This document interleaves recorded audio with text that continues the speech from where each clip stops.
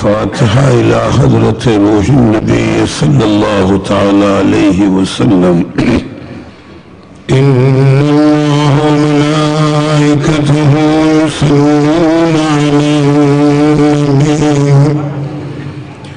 يا أيها الذين آمنوا صلوا عليه وسلموا تسليما.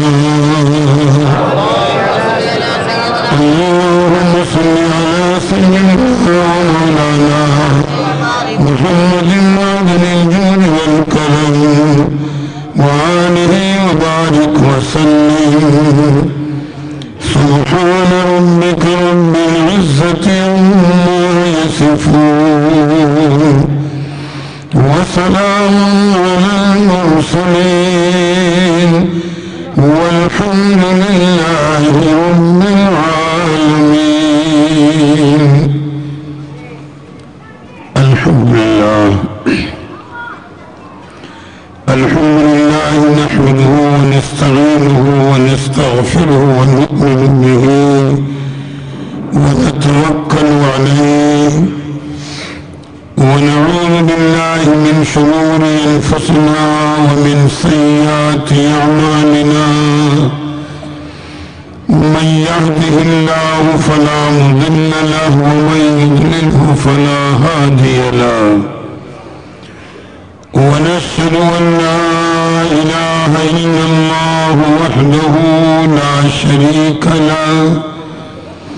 ونشهد أن سيدنا ومولانا محمدا عبده ورسوله. أما بعد فأعوذ بالله من الشيطان الرجيم. بسم الله الرحمن الرحيم. سبحان الذي يسرى بعبده ليلا من المسجد الحرام إلى المسجد الأقصى. صدق الله وصدق رسوله النبي الكريم. يا أكرم الخلق ما لي من ألوذ به سواك عند حلول الحادث العظيم. فإن من جودك الدنيا وذرتها ومن علومك علم اللوح والقلم. محمد سيد الكونين والثقلين والفريقين من غرب ومن عجم. هو الحبيب الذي ترجى شفاعته لكل هول من الأهوال متهم. غوث اعظم دمني بسر صوم مددي قبلي بھی مددی کعبہ امام مددی. ماددا انت سلطان دعالم ہستی انت داریم تمایا شہ جیلا مددی. مگر دابی بلا افتاد کشتی ضعیفان شکستارات کشتی. بحق خواجہ عثمان ہارون مدد کن یا معین الدین چشتی. الطفیلی سیدی سالار مسعود زمان شیر حق شاہی شہیدان فاتح ہندوستان. فاتح غالب کنم بر ہر یکی الدشمنان. ہمارا خوشحال گرداں اے خدائے دو جہاں درود پاک کا نذرانہ پیش کریں اللہم صلی علی سیدنا و مولانا محمد معدن الجود والکرم وآلہ وبارک وسلم محترم حضرات اسی آیت کریمہ کی روشنی میں میں نے مسلسل چند تقریریں آپ کے سامنے کی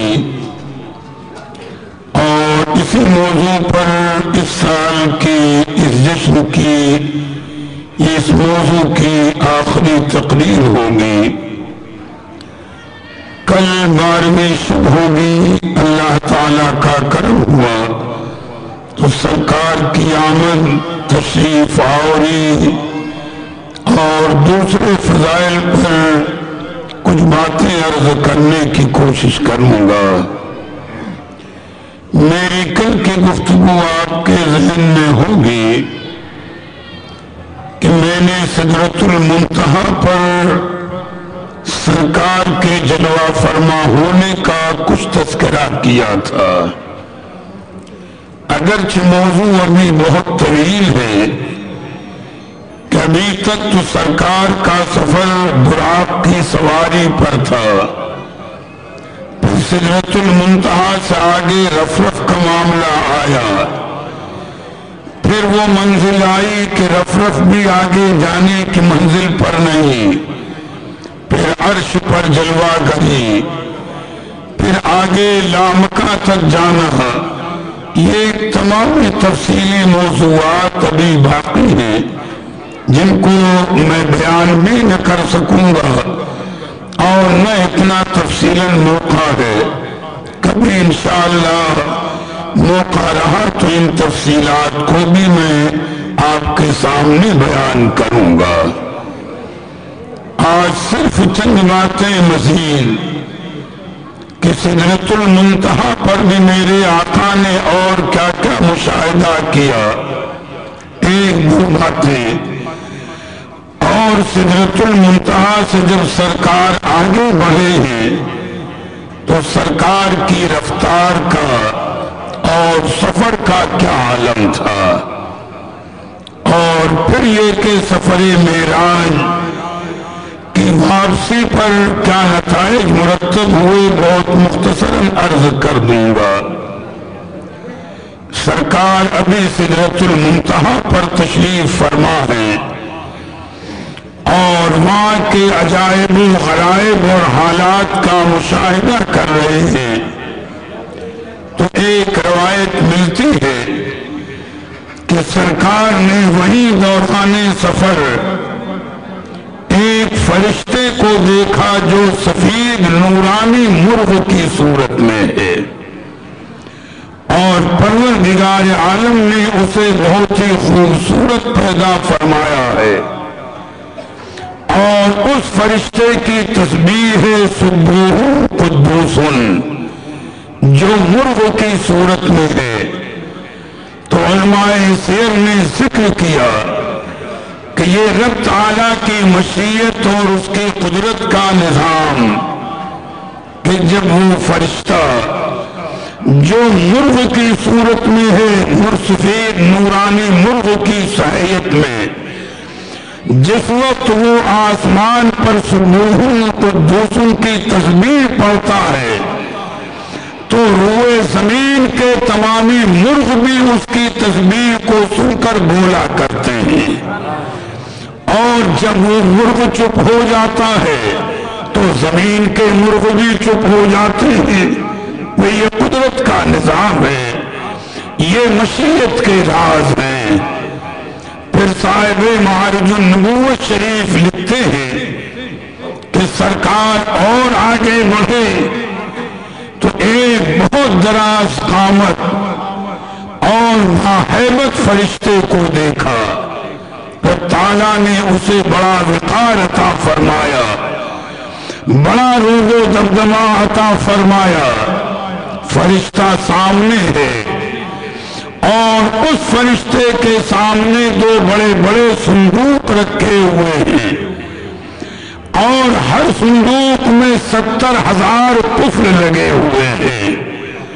حضرت روح الامین آگے بڑھے اور اس فرشتے سے کہا کہ اے فرشتے دیکھ، آج معراج کی رات ہے، اللہ کے پیارے حبیب جلوہ فرما ہے اور معراج کا سفر کر رہے ہیں، تو بھی زیارت کر لے۔ فرشتہ ادب سے اٹھا، سرکار کی بارگاہ میں آیا، سلام کیا، بہت دیر تک دعائیں دیتا رہا۔ اس کے بعد اللہ کے حبیب نے فرمایا کہ اے فرشتے یہ بتا کہ یہ تیرے سامنے جو دو بڑے بڑے صندوق رکھے ہوئے ہیں اور جن میں اتنے یہ تالے لگے ہوئے ہیں، ان دونوں صندوق کی کیا حقیقت ہے، ان کا کیا معاملہ ہے؟ تو وہ فرشتہ بڑے ادب سے عرض کرتا ہے کہ یا رسول اللہ صلی اللہ تعالی علیہ وسلم، یہ دونوں صندوق ایسے ہیں کہ جب آنے والے وقت میں آپ کی امت پر روزے فرض ہوں گے، آپ کی امت روزہ رکھے گی، تو ان روزہ دار بندوں کے جن کے روزے قبول ہیں، ان روزہ دار بندوں کے لیے مغفرت کی سندیں رب تعالیٰ نے ابھی سے ان میں رکھ دی ہیں، ان کی بخشش کی سند ہے، ان کا برات نامہ ہے اور اس کا مجھے امانت دار بنایا ہے۔ میں گویا قیامت تک اس کی امانت داری کا حق ادا کرتا رہوں گا، اور جب آپ کی امت گویا میدان محشر میں آئے گی تو جن کی جو سندیں ہوں گی وہ امانت انہیں پہنچا دی جائے گی۔ یا سرکار کیا کیا مشاہدہ کر رہے ہیں، کیسے کیسے حالات سرکار کے سامنے ہیں۔ اگر تمامی مشاہدات بیان ہو تو مہینوں چاہیے۔ پھر اور بھی کچھ چیزیں اللہ کے حبیب نے مشاہدہ فرمائی، اور اب وہ موقع آ رہا ہے کہ سرکار سدرۃ المنتہا سے اب آگے بڑھ رہے ہیں۔ بے سدرۃ المنتہا کے بعد عرش کا معاملہ ہے، پھر حجابات ہیں، حجاب عظمت ہے اور تمامی تفصیل ہے۔ تو جب سرکار نے آگے بڑھنا چاہا تو ایت روح الامین علیہ السلام بڑے ادب سے عرض کرتے ہیں یا رسول اللہ، اب میرے آگے بڑھنے کی ہمت نہیں ہے کہ میں آپ کے ساتھ آگے بڑھ سکوں۔ دیکھو ایک سوال کا جواب بھی ذہن میں رکھ لو، اگر حضرت روح الامین معراج کی رات اللہ کے حبیب کے رہنما ہوتے تو رہنما کا کام یہی ہے کہ آخری منزل تک رہنمائی کرے، بیچ میں ساتھ نہیں چھوڑ سکتا، اور اگر بیچ میں ساتھ چھوڑے تو رہنمائی کیسی؟ لیکن جب سدرۃ المنتہا پر حضرت روح الامین ادب سے عرض کرتے ہیں کہ یا رسول اللہ صلی اللہ تعالی علیہ وسلم، اب آگے آپ تشریف لے جائیں، آگے بڑھنے کی میری مجال نہیں ہے، تو ماننا پڑے گا کہ حضرت جبریل سفر معراج میں اللہ کے حبیب کے رہنما نہیں ہے بلکہ خادم ہیں، اور یہ ان کا مقدر ہے کہ شب معراج میں اللہ کے حبیب کی خدمت کا شرف حاصل ہو رہا ہے۔ حضرت روح الامین نے جب معذرت کی تو علماء نے ایک روایت نقل کی ہے، دیکھو سرکار کی تیز رفتاری کا عالم، سرکار کے سفر کا عالم، یہ تو مشیت کے راز ہے کہ کہیں اپنے محبوب کی سواری کے لیے براق منتخب کیا، کہیں رفرف منتخب کیا، ورنہ حقائق پر نظر ڈالی جائے تو میرے آقا نہ براق کی سواری کے محتاج ہیں نہ رفعت کی سواری کے محتاج ہیں، یا کائنات ان کی محتاج ہے، وہ کائنات کے حاکم اور مالک و مختار ہیں۔ سرکار نے جب حضرت روح الامین سے فرمایا کہ آگے بڑھیں، تمہوں نے معذرت کی، تو ایک روایت ملتی ہے کہ حضرت روح الامین جن کے متعلق یہ روایتیں ہیں کہ اگر وہ اپنے پروں کو پھیلا دیں تو زمین سے لے کر آسمان تک یہ پوری دنیا اور فضا ان کے پر سے بھر جائے۔ سوچو کیسی جسامت ہے، رب تعالیٰ نے کیسی وسعت اور مقام عطا فرمایا۔ لیکن اب روایت سامنے رکھیں کہ جب حضرت روح الامین علیہ السلام نے انکار کیا، معذرت کی کہ اللہ کے پیارے حبیب اب میں آگے بڑھنے کی طاقت نہیں رکھتا، تو سرکار نے از راہ کرم ان کا بازو پکڑا، حضرت روح الامین کا بازو پکڑا اور صرف ایک قدم میرے آقا نے بڑھایا۔ حضرت روح الامین کا بازو پکڑا اور صرف ایک قدم آگے بڑھایا، تو راویوں کا بیان ہے کہ حضرت روح الامین علیہ السلام پر ہیبت و جلال الہی کا ایسا غلبہ ہوتا ہے کہ اتنی جسامت کے باوجود وہ سمٹ کر کے ایک چھوٹی سی چڑیا کے مثل ہو گئے۔ سوچو، اندازہ لگاؤ کہ ہیبت و جلال الہی کا وہ غلبہ ہے کہ وہ سمٹ کر کے ایک چھوٹی سی چڑیا کے مثل ہو گئے اور ادب سے عرض کرنے لگے لرزتے ہوئے، اے اللہ کے پیارے حبیب، لو دنوت عن ملتن لہترقت بانی، اے میرے آقا اب اگر آگے ایک قدم تو دور کی بات ہے، اگر انگلی کے ایک پور کے برابر بھی میں آگے بڑھتا ہوں تو میرے بالوں پر جل کر خاک ہو جائیں گے۔ میں جلال الہی کی تاب نہیں لا سکتا، ہیبت و جلال الہی کی تاب نہیں لا سکتا، آگے بڑھنے کی مجھ میں طاقت نہیں ہے۔ تو اپنے نبی کی طاقت کا اندازہ لگاتے چلو، سرکار کی عظمت کا اندازہ لگاتے چلو کہ سرکار آگے بڑھ رہے ہیں، نہ کوئی خوف ہے نہ کوئی خطر ہے، بلکہ رب تعالیٰ کا وہ کرم ہے کہ میرے آقا نہایت سکون و اطمینان کے ساتھ آگے بڑھتے گئے۔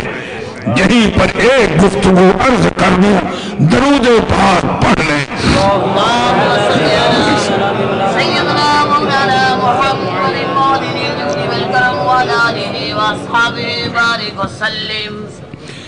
جب اللہ کے پیارے حبیب نے حضرت روح الامین علیہ السلام کی یہ کیفیت دیکھی اور ان کا یہ عالم دیکھا تو سرکار نے ایک اشارہ فرمایا اور حضرت روح الامین علیہ السلام پھر اپنے مقام پر واپس آ گئے۔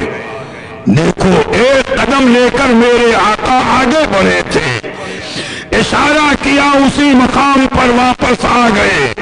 صاحب معارج النبوت اور دوسرے اصحاب سیر کہتے ہیں کہ یہ ہماری آپ کی طرح ایک قدم کا معاملہ نہیں تھا، بلکہ اللہ کے پیارے حبیب نے ایک قدم میں 500 سال کا راستہ طے کیا تھا۔ یہ ہے نبی کی تیز رفتاری کا عالم، اور اشارہ کیا تو 500 سال کا راستہ اشارے میں طے کر دیا۔ اب یہی پر ایک گفتگو علماء نے نقل کی ہے کہ سرکار نے حضرت روح الامین کو مخاطب کر کے آگے بڑھنے سے پہلے ارشاد فرمایا کہ حل لک حاجت یا جبریل، اے جبریل یہ بتاؤ علیہ السلام، کیا تمہاری کوئی حاجت ہے؟ کیا تمہاری کوئی مراد ہے؟ اگر تمہاری کوئی حاجت اور کوئی مراد ہو تو بتاؤ، جسے میں بارگاہ رب میں پیش کر دوں گا۔ اب یہاں پر علماء نے ایک بات بتائی ہے کہ اللہ کے پیارے حبیب کیوں پوچھ رہے ہیں؟ یوں تو ان کا کرم ہے، یہ تو ان کی عنایت اور رحمت ہے، لیکن بعض علماء نے ذکر کیا کہ اللہ کے پیارے حبیب حضرت روح الامین کو ایک بدلہ عطا فرما رہے ہیں، اور وہ یہ ہے کہ جب سیدنا ابراہیم علیہ السلام کو نمرود نے آگ میں ڈالا تھا، وہ واقعے کی تفصیل ہے، اور جب حضرت ابراہیم علیہ السلام آگ کے قریب پہنچنے والے تھے تو روح الامین حکم الہی آئے تھے، اور آنے کے بعد کہا تھا کہ حل لک حاجت یا ابراہیم، اے ابراہیم علیہ السلام کیا آپ کی کوئی حاجت ہے، کوئی مراد ہے؟ اگر کوئی حاجت ہو تو آپ بیان کریں، میری گفتگو کو سمجھیں گے۔ تو حضرت ابراہیم علیہ السلام نے فرمایا تھا، اے جبریل حاجت تو ہے مگر تم سے نہیں ہے۔ حضرت ابراہیم علیہ السلام نے فرمایا تھا، حاجت ہے مگر تم سے نہیں ہے۔ تو حضرت روح الامین نے کہا تھا کہ حضرت ابراہیم علیہ السلام جس سے حاجت ہے اسی سے اپنی حاجت پیش کیجئے۔ تو یہ مقام خلت ہے جسے کہتے ہیں خلیل ہونا۔ حضرت ابراہیم علیہ السلام نے برجستہ یہی ارشاد فرمایا تھا، اے جبریل علیہ السلام جس سے میری حاجت ہے اس سے کہنے کی ضرورت نہیں ہے، کفانی عن سوالی علمہ بحالی، اس کو میرے حال کا علم ہے، وہی میرے لیے کافی ہے۔ میں نے اپنی مرضی پر اس کو چھوڑ دیا ہے، جو اس کی مرضی ہے میں اس پر راضی برضا ہوں۔ یا اسی لیے خلت کا مقام وہ تو ایک واقعہ تھا کہ وہاں حضرت ابراہیم علیہ السلام سے حضرت روح الامین علیہ السلام نے یہی کہا تھا، حل لک حاجت یا ابراہیم، کیا کوئی حاجت ہے اے حضرت ابراہیم علیہ السلام؟ تو وہ واقعہ تو ہو گیا۔ صوفیہ فرماتے ہیں کہ لیکن میرے نبی کا مقام دیکھیں کہ وہاں تو بظاہر معاملہ تھا کہ آگ روشن ہے، نمرود نے آگ میں ڈال دیا ہے۔ ممکن ہے کہ ابراہیم علیہ السلام کہتے کہ آگ کا دفاع کرو، یعنی حاجت تھی، ضرورت تھی، لیکن میرے نبی حضرت جبریل سے خود ان کے گھر میں پوچھ رہے ہیں کہ حل لک حاجت یا جبریل، اے جبریل بتاؤ تمہاری کوئی حاجت ہے؟ میاں بڑا فرق ہے۔ تو حضرت جبریل کا بھی مقام دیکھیں، ان کا ادب دیکھیں نبی کریم کی بارگاہ میں، اور ان کے ماننے کا انداز بھی دیکھیں اور اپنے مقدر پر ناز کریں۔ جب اللہ کے حبیب نے فرمایا کہ حل لک حاجت یا جبریل، اے جبریل یہ بتاؤ کیا تمہاری کوئی حاجت ہے، کوئی آرزو ہے؟ تو روح الامین بڑے ادب سے عرض کرتے ہیں، یا محمد صلی اللہ علیہ وسلم صلی اللہ، اللہ تعالیٰ کی بارگاہ میں میرے لیے یہ طلب کر لیجئے کہ ان ابسط جناحتی علی الصراط لأمتک حتی یجوزوا علیہ، میری تمنا یہ ہے کہ جب قیامت کے دن آپ کی امت پل صراط پر سے گزر رہی ہو تو رب تعالیٰ مجھے اجازت دے دے کہ میں اپنے پروں کو پل صراط پر بچھا دوں تاکہ آپ کی امت اس پر سے گزر جائے۔ یہ ہے امت محمدی کا مقام۔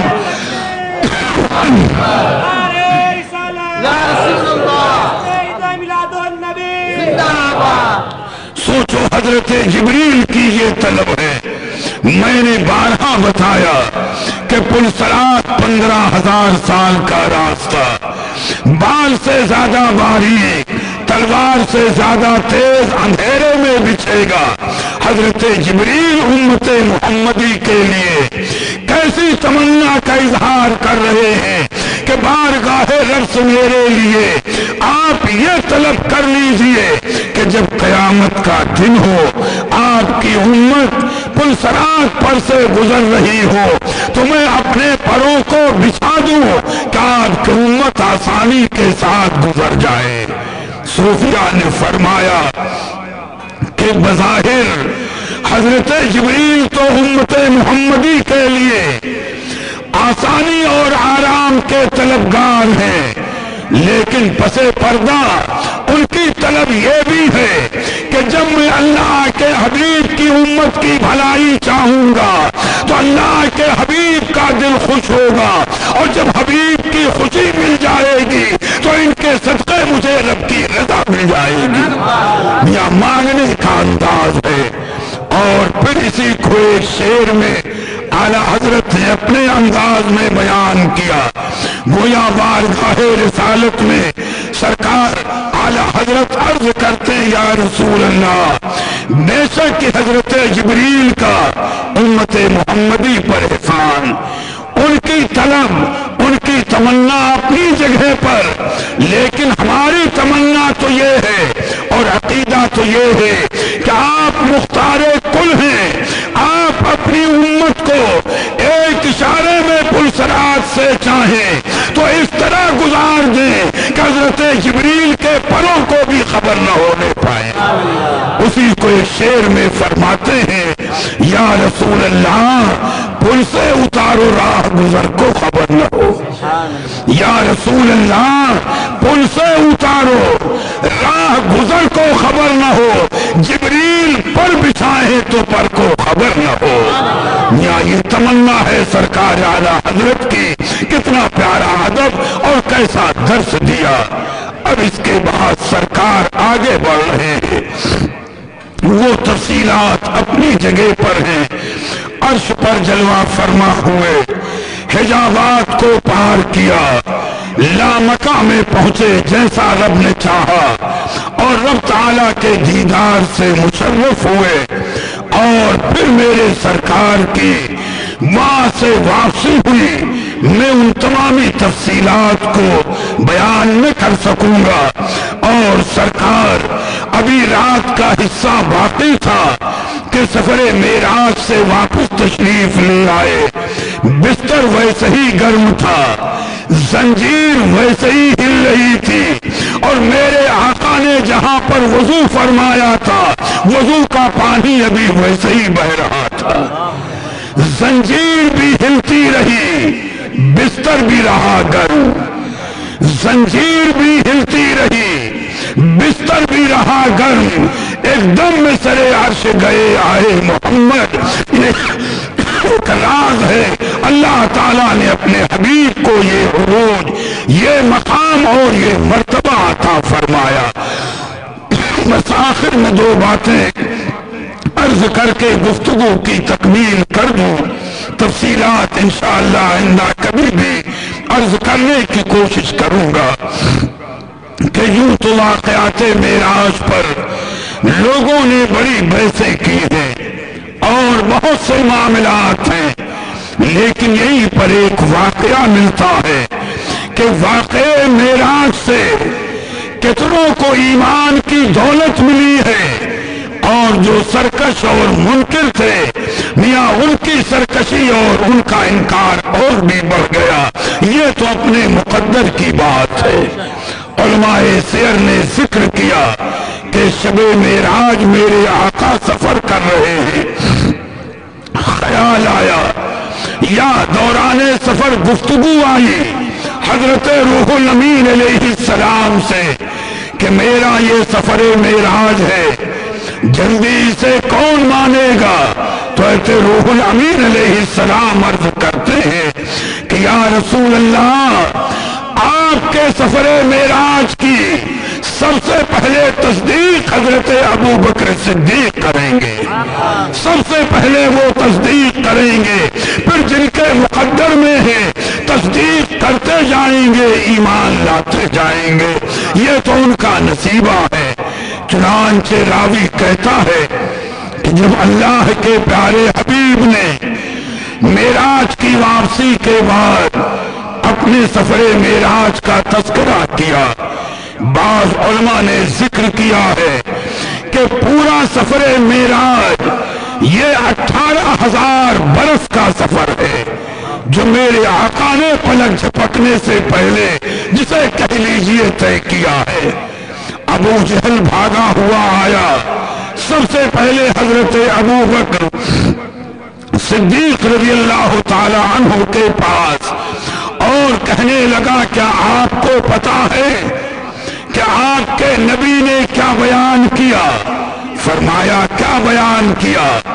تو ابو جہل نے معراج کے متعلق جو سنا تھا صدیق اکبر کے سامنے بیان کیا کہ آپ کے نبی کہتے ہیں کہ میں یہاں سے بیت المقدس گیا، وہاں سے آسمانوں پر گیا، لا مکان میں گیا، واپس آیا، اور یہ سب باتیں بیان کر رہے ہیں، کیا تم تصدیق کرو گے؟ تو ایمان کا مقام دیکھیں۔ سیدنا صدیق اکبر فرماتے ہیں او ابو جہل، اگر میرے آقا و مولا اس سے بھی کہیں بڑھ کر کے کوئی بات بیان کرے تو میرا یقین ہے کہ وہ سچ ہے اور جو بیان کر رہے ہیں وہ سچے ہیں۔ ابو جہل رسوا ہو کر کے وہاں سے بھاگا، اور علماء نے دوسرا واقعہ نقل کیا کہ دیکھو ابو جہل تو سرکشی پر آمادہ تھا، لیکن یہ مقدر کی بات ہے، اللہ کے پیارے حبیب مکہ شریف کی ایک گلی سے گزر رہے ہیں، دیکھا کہ ایک ضعیفہ خاتون ہے، وہ ایک یہودی کی کنیز تھی، کمزور تھی، ناتواں، آٹے کی گٹھری اپنے سر یا کندھے پر رکھے ہوئے دھیرے دھیرے چل رہی ہے، ان کے آنکھ سے آنسو جاری ہیں۔ سرکار قریب گئے، رحمت للعالمین ہے، دل بے چین ہو گیا، پوچھا اے ضعیفہ تمہارے رونے کی وجہ کیا ہے، بات کیا ہے؟ انہوں نے کہا میں فلاں یہودی کی کنیز ہوں، آٹا پسانے گئی تھی، کمزور ہوں، بوجھ بھاری ہے، دھیرے دھیرے چل رہی ہوں، ڈر ہے کہ جب میں گھر پہنچوں گی تو میرا آقا یہودی یا اس کے گھر کی عورتیں کہیں مجھ پر سختی نہ کریں، دیر ہونے کی وجہ سے درود پاک پڑھ لے تو بات پوری کر دوں۔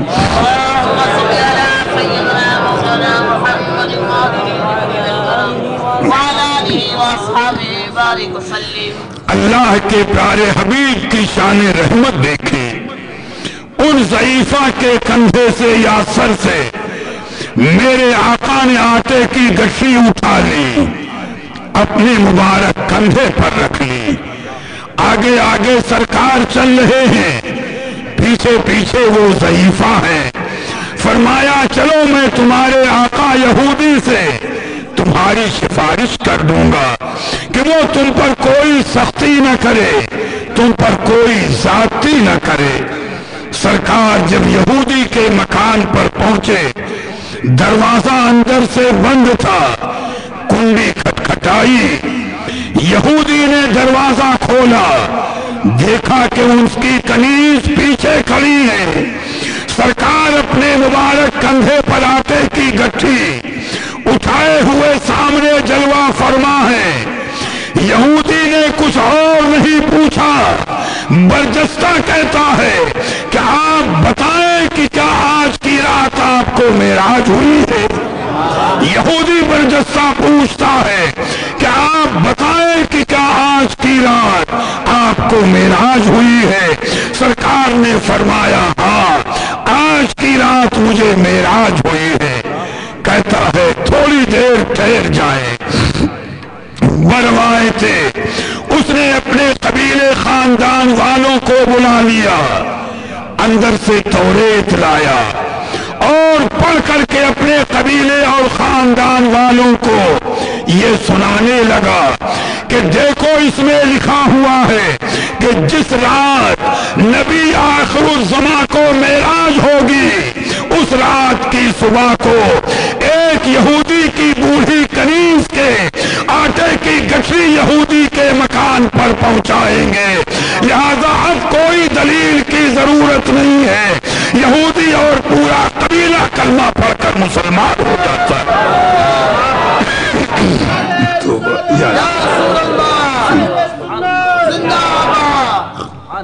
دیکھو ابو جہل اس کے ساتھی انکار کر رہے ہیں اور یہودی کلمہ پڑھ کر اپنے قبیلے کے ساتھ مسلمان ہو رہا ہے۔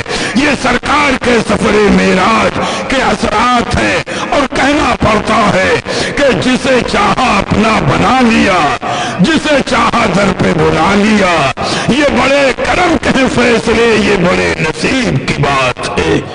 اور آخری بات میں عرض کر دوں کہ ہمارے بعض علماء نے یا صوفیہ نے ایک نقطہ بیان فرمایا کہ لفظ معراج بھی یہ سرکار کے پورے سفر معراج کی نشاندہی کرتا ہے۔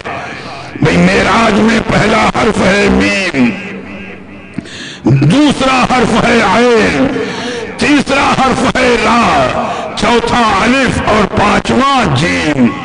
تو علماء نے اس میں نقطہ بیان فرمایا کہ اگر کوئی پوچھے کہ معراج کس کو ہوئی تو حرف میم اعلان کرے گا کہ معراج محمد الرسول اللہ کو ہوئی صلی اللہ تعالی علیہ وسلم، حرف میم اعلان کرے گا کہ معراج جناب محمد الرسول اللہ کو ہوئی۔ اور اگر کوئی پوچھے کہ معراج کہاں ہوئی تو حرف عین اعلان کرے گا کہ معراج عرش پر بلکہ اس سے آگے ہوئی ہے۔ پھر اگر کوئی پوچھے کہ معراج رات میں ہوئی یا دن میں ہوئی تو حرف را اعلان کرے گا کہ معراج رات میں ہوئی۔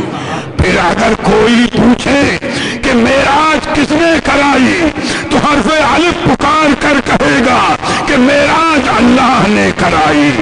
پھر اگر کوئی پوچھے کہ معراج روحانی تھی یا معراج جسمانی تھی تو حرف جیم اعلان کرے گا کہ معراج جسمانی تھی جناب محمد الرسول اللہ کی۔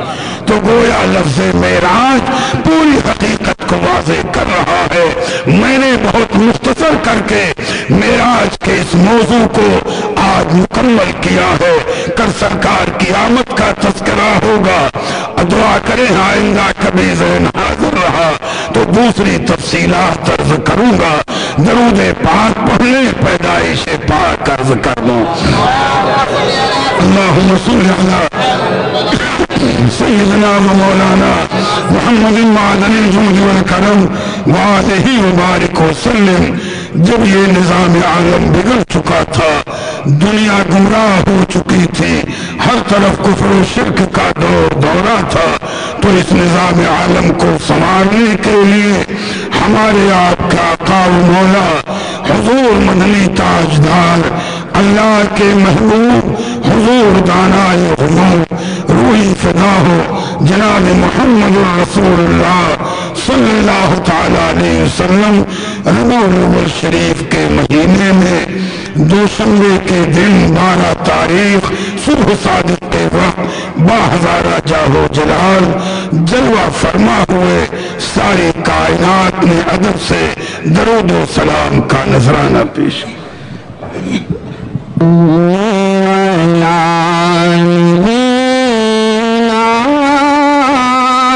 صلی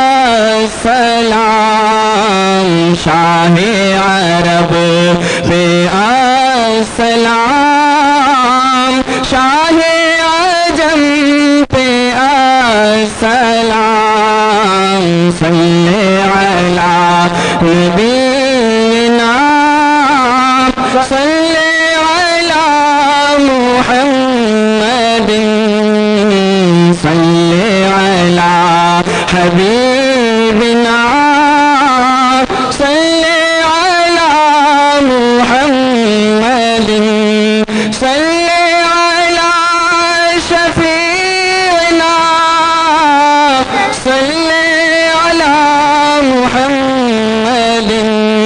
آئیے کام کچھ کرے آج ملائکہ کے ساتھ، نام ہو اولیاء کے ساتھ، حشر ہو انبیاء کے ساتھ، شغل وہ ہو کہ شغل میں کر دے ہمیں خدا کے ساتھ، پڑھیے درود جھوم کر سید خوش نوا کے ساتھ، صلی علی نبی